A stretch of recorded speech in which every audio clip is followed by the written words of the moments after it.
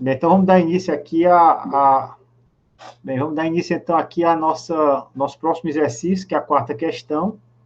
Essa quarta questão, ela é similar à terceira, só que, nesse caso aqui, a gente vai aplicar uma outra técnica. Né? Por muitos locais, nós não vamos ter a informação de um pluviógrafo que nos possibilite construir uma equação de uma curva de IDF, de intensidade, duração e frequência. Muitas vezes, o que nós vamos ter, basicamente, é um pluviômetro. Então, a gente vai ter que transformar essa precipitação do pluviômetro, desagregar essa informação do pluviômetro, que é a informação de um acumulado de um dia, que ele mede toda a vida de 7 da manhã do dia a 7 da manhã do dia seguinte, em desagregar intervalos de tempo menores, certo? Intervalos de tempos bem menores. Que é o intervalo de tempo que está associado ao nosso tempo de concentração. O tempo de concentração da bacia, que normalmente é exatamente a duração da chuva de projeto, pelo que nós já conversamos em exercícios anteriores. Então, vamos ler aqui qual é o enunciado dessa questão. Então, o enunciado diz assim: deseja-se dimensionar o vertedouro de uma barragem no município de Senador Pompeu, sertão central aqui do Ceará, para uma bacia hidrográfica de 350 km² e tempo de concentração de 4 horas, tá certo? A série de precipitações máximas anuais do posto pluviométrico da cidade tem, em média, 120 milímetros e desvio padrão de 40 milímetros. Então, vamos calcular a chuva de projeto a ser utilizada, sabendo que o vertedouro deve ser dimensionado para um período de retorno de 1000 anos. Observa-se que essa localidade encontra-se na isozona H. Tá? Então, essa aqui é a questão. Eu queria que vocês prestassem muita atenção, porque essa questão vai cair na prova do AP, certo?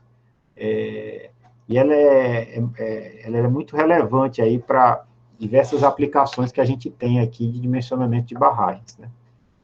E aí o incentivo aqui é que eu coloco na prova parcial. Então, essas isozonas foram definidas por Taborn. O que são as isozonas? As isozonas aqui são regiões homogêneas. Essas cores aqui que vocês estão olhando nesse mapa aqui do Brasil, são que ele definiu como regiões homogêneas. Como é que ele definiu como regiões homogêneas? Ele fez o estudo de vários pluviógrafos.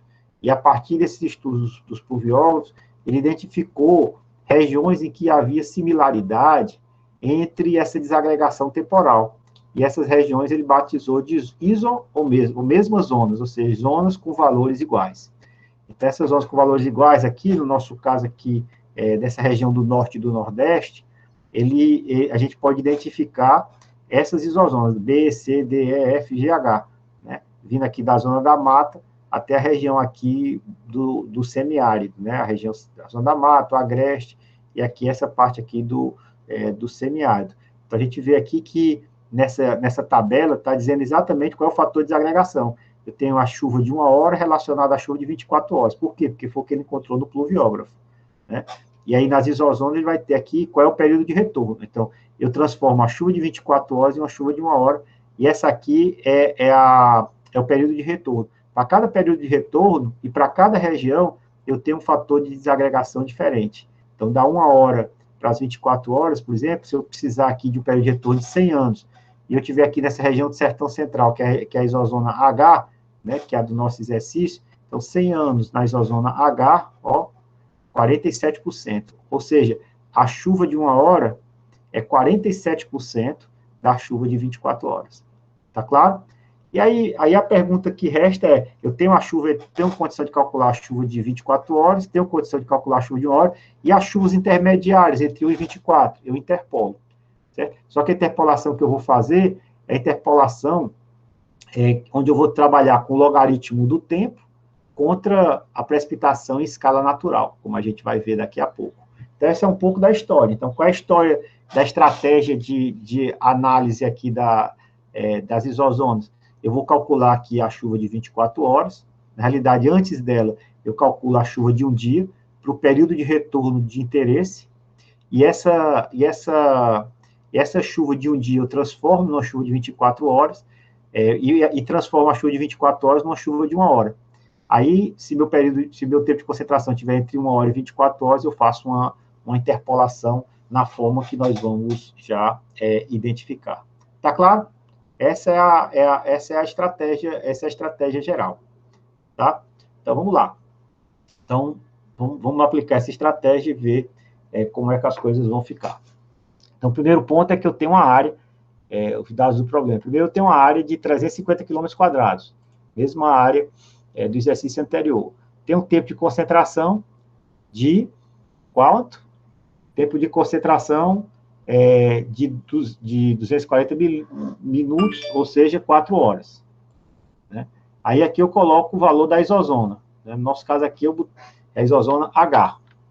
Então, se a isozona é a isozona H, a gente vai já descobrir qual é a isozona de Senador Pompeu. Se é a isozona H, eu vou definir qual é o período de retorno da minha chuva. Eu não defini isso. Então, eu vou dizer aqui que o período de retorno da minha chuva é um período de retorno de 1000 anos. Então, para a isozona H, está aqui o período de retorno, vou subir essa informação, porque ela é relevante aqui já. Então, para a isozona H, um período de retorno de 1000 anos, então eu vou ter aqui em torno de 46,3. Está vendo aqui, ó? Isozona 1000 anos, isozona H, 46,3%, certo? Ou 0,463, certo? Esse aqui é o fator de ajuste do percentual de 1 hora, qual o percentual de 1 hora com relação à chuva de 24 horas, 46,3%.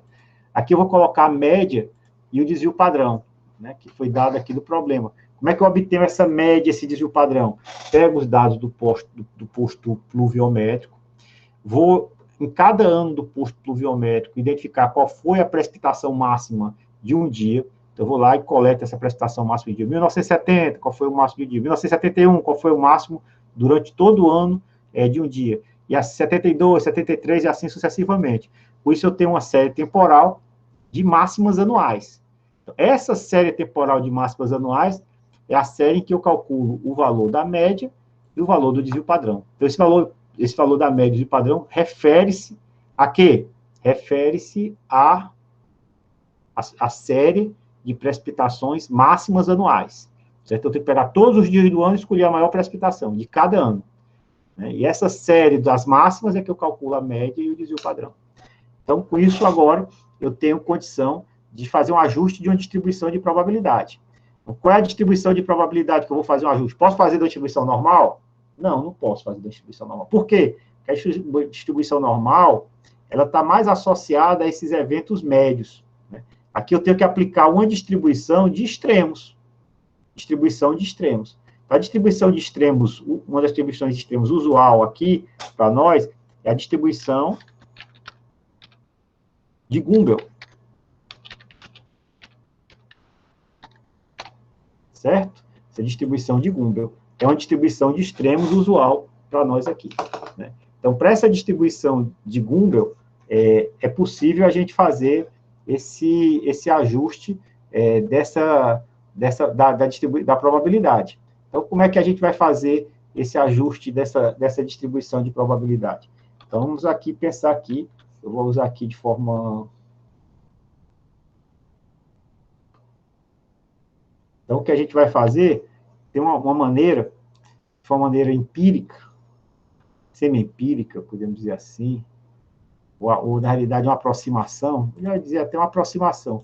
Foi uma aproximação, certo, que não requer, nós fazemos o ajuste utilizando, da distribuição de probabilidade, utilizando método de máxima verossimilhança, ou algum método dos momentos, né? O VT-Show fez uma estimativa aproximada para a gente reduzir muito o tempo de processamento. Então, e facilitar aqui algumas contas. Então, suponho aqui que é a distribuição de Gumbel.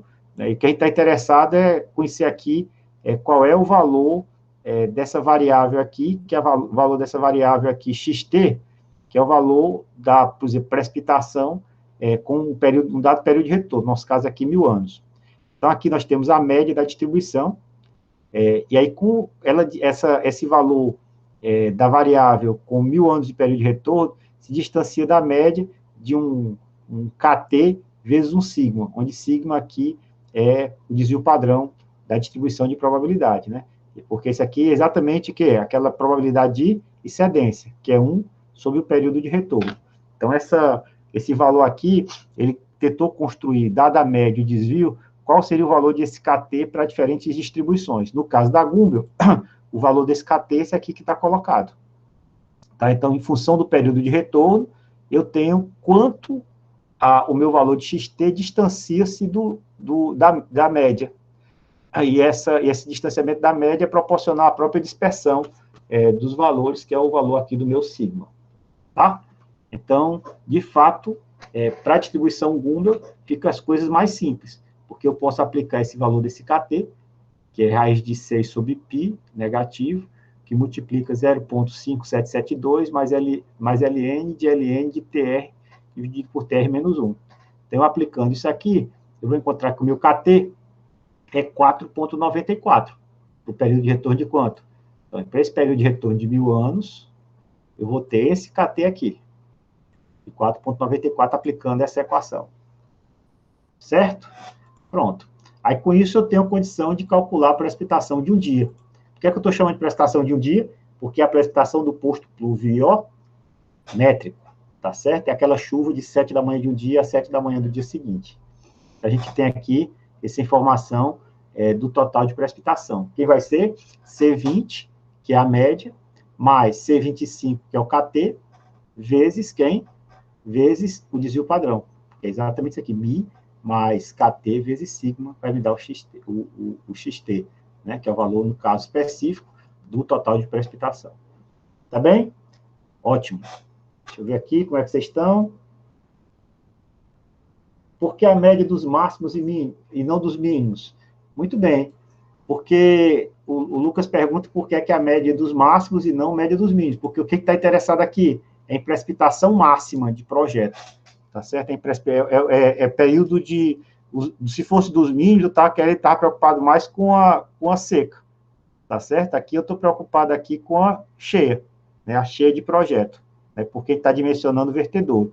Se ele estaria trabalhando com mínimos, aí já não seria mais Gumbel, seria o Able, certo? Se a gente estivesse pensando em qualidade da água, em calcular vazões mínimas que passariam numa determinada seção para saber a capacidade de diluição, né? Então, a capacidade de suporte de um rio, a gente está imaginando aqui fazer uma estimativa de vazões mínimas. Então, a gente poderia aplicar em tudo e por tudo uma técnica similar, obviamente o período de retorno seria outro. Normalmente a gente usa para as vazões mínimas e para calcular qual é a capacidade de suporte, o Q710, e aí não seria mais um dia de média de vazão, seriam 7 dias pegaria a média dos 7 dias mais secos de cada um dos anos, e calcularia com um período de retorno de 10 anos em torno disso, e utilizaria a distribuição não de Gumbel, mas a distribuição de Weibull. A gente pode resolver outra questão em torno desse tema, mas quando a gente estiver falando de vazões, tá bem? Aqui, no nosso caso, a gente está preocupando com o quê? Com o dimensionamento, o dimensionamento de um vertedor. Então, se é o dimensionamento de vertedor, a gente está preocupado aqui com o quê? Com cheia, tá certo? Com cheia, ou seja, vazões máximas, é por isso que a gente está trabalhando com precipitações máximas. No caso de precipitações, eu falei de vazões, mas aqui é porque a metodologia de cálculo é similar, né? Mas aqui a gente está trabalhando com precipitação, porque a gente está tratando de chuva máxima do projeto do vertedouro. Então, vamos voltar aqui. Como é que eu calculei o KT? Então, o KT aqui da minha distribuição foi calculado a partir dessa equação. De onde é que vem essa equação? De um ajuste, tá certo? De um ajuste que foi feito para a distribuição de Gumbel. Então, para a distribuição de Gumbel, foi feito esse ajuste, onde se colocou o KT praticamente em função do período de retorno, tá? Então, aqui, olha, no KT, a gente vai pegar 6 elevado a 0,5, dividido por π, vezes esse número aqui, 0,5772, mais ln de C17, que é exatamente o período de retorno, dividido pelo período de retorno menos 1. Tá? Então, com isso, eu calculo qual é o valor do KT. Então, com o valor do KT, eu tenho a condição de calcular o valor desse meu XT aqui, que é quem? Mi, tá certo? Que é o C20, que é a média, mais C25, que é o KT, vezes o sigma. Aí, com isso, eu tenho o valor da precipitação da precipitação diária. Então, a partir do valor dessa precipitação de um dia, que é aquele 7 a 7, eu calculo o valor da precipitação de 24 horas. Qual é a diferença de 24 horas e de um dia? De um dia, a gente está dizendo que é a chuva do pluviômetro, que mede 7 da manhã a 7 da manhã do outro dia. A de 24 horas, nós estamos dizendo que é qualquer chuva que tenha 24 horas de período de duração. Não necessariamente o total de precipitação entre 7 da manhã de um dia e 7 da manhã do outro dia. Pode ser que seja a precipitação entre 2 horas da manhã de um dia e 2 horas da manhã do dia seguinte, 7 horas da manhã, ou meio-dia de um dia e meio-dia do dia seguinte. Então, para isso, para calcular essa precipitação de 24 horas, a gente teria que ter todas as precipitações em tempo subdiário do pluviógrafo, tá certo? Do pluviógrafo, e a gente saía viajando com com o cálculo de uma média móvel, supõe assim, como se fosse uma janela móvel, na realidade, para calcular o total de precipitação nessa janela móvel tendo uma duração de 24 horas, e a gente rodaria essa janela móvel durante praticamente todo o ano, né? Você roda essa janela móvel todo ano, calcula para cada 24 horas qual é o total de precipitação e escolhe aquela precipitação máxima com 24 horas no ano. Então, se a gente pegar essa seria a precipitação de 24 horas, e o de um dia é aquela de 7 horas da manhã do dia a 7 horas da manhã do outro dia. Ou seja, as precipitações com 7 horas, de 7 horas da manhã de um dia a outro, é um subconjunto dessa outra que fez essa janela maior, essa janela móvel de 24 horas durante todas as durações. Então, a 24 horas é maior, tá certo? Por conta de um dia ser um subconjunto da de 24 horas, ela é maior. Né? Quão maior depende da região e depende do lugar. Alguns estudos aqui no Brasil identificaram que se a gente majorar a precipitação de um dia em 10%, a gente tem aí uma estimativa boa para a precipitação de 24 horas. E foi assim que nós fizemos. A gente fez uma majoração de 10%, ou seja, multiplicamos por 1,1 a precipitação de um dia para a precipitação de 24 horas. Então, com isso, agora a gente tem a precipitação de 24 horas. E como é que a gente calcula a precipitação de 1 hora? Aí a gente vai recorrer a essas isozonas do Taborga-Torrico, certo? Então, a gente já sabe que aqui, Senador Pompeu está bem aqui, no coração do Ceará, no sertão central, isozona H, eu dei um zoom aqui na isozona H, nós estamos trabalhando aqui com quantos anos? 1.000 anos de período de retorno, 46,3, tá? Então, a gente já colocou o valor dessa isozona aqui, H, com 46,3%, né? Ou seja, 0,463, tá? Então, com isso, a gente pode agora pegar a chuva de 24 horas e multiplicar por esse valor de 0,463. Foi isso que nós fizemos aqui. Então, C18, OH, vezes C28, que é o valor da chuva de 24 horas. Então, nós vamos ter um total aqui de 161,662, tá? Pronto. Então, a gente tem a chuva de 24 horas e temos agora a chuva de 1 hora. Então, a gente tem condição agora de calcular qual é a chuva no período de retorno de interesse nosso, tá? Como é que a gente faz isso? Um mecanismo para fazer é isso aqui. Então, deixe-me explicar isso aqui de forma melhor. Eu vou fazer aqui uma forma de nós fazermos isso, é exatamente fazer essa interpolação, tá? Eu vou tirar aqui essa correção, não vou fazer correção aqui, tá? Então, a gente vai ter aqui o valor da precipitação de 24 e o valor da precipitação de 1 hora. E então, em seguida, eu vou fazer essa interpolação. Como é que é feita essa interpolação? Essa interpolação ela é feita da seguinte maneira.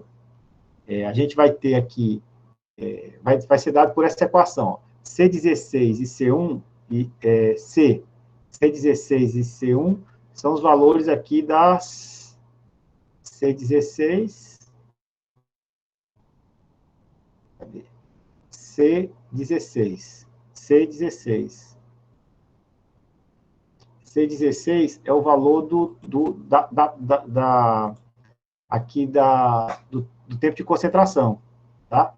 E esse aqui é o valor de uma chuva de 1 hora, ou seja, a chuva do tempo que eu quero, menos a chuva de 1 hora, ou seja, logaritmo de 1 hora, que é o logaritmo de TC, que é o logaritmo do tempo de concentração, que é a minha chuva de projeto, dividido pelo log de 24 sobre o log de 1. Então, os tempos aqui, eles estão aqui numa escala logarítmica, tá certo? E C33, C34 é o valor da precipitação. E as precipitações estão em escala natural.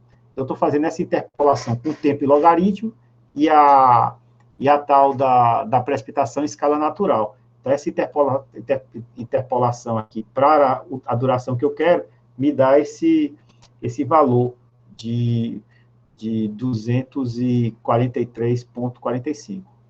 Tá bem? Aí, após isso, eu tenho condição de calcular qual é aquele fator de correção. Que eu vou pegar esse fator de correção aqui, ó. Vamos ter que digitar tudo novamente. Aqui eu vou dizer qual é a área. A área aqui é de 350. Essa aqui é a precipitação no ponto, na área, dividido pela precipitação no ponto. Certo? Que é aquele fator que a gente já conversou no exercício anterior, que é o fator de correção, que no nosso caso aqui deu 0,75. Obviamente, deu 0,75, que é similar, 0,748, né, que é o 0,75, vamos ver, que é similar ao exercício, inclusive, anterior que nós respondemos, tá? Então, com esse valor aqui da precipitação, eu tenho condição de calcular qual é a precipitação agora, precipitação na área, né? Porque eu vou fazer aquela correção que nós discutimos no exercício anterior, que é a correção diária. Então, correção diária vezes o total da precipitação me dá exatamente quantos milímetros de chuva nós vamos ter como sendo a chuva de projeto do meu vertedor. Tá bem? Então, se a gente quiser avançar um pouco mais, a gente pode calcular o hietograma, né? Mas eu não vou fazer isso porque nós já fizemos isso no exercício anterior. Então, por tudo, vai ser em todo o procedimento similar ao cálculo do hietograma a partir desse total de precipitação e a partir dessa duração que nós fizemos no exercício anterior, e com isso a gente tem condição de calcular o hietograma de projeto a partir do método do tabulatórico, tá certo? Que é esse método das isozonas. Tá bem? Então, vou parar aqui a gravação.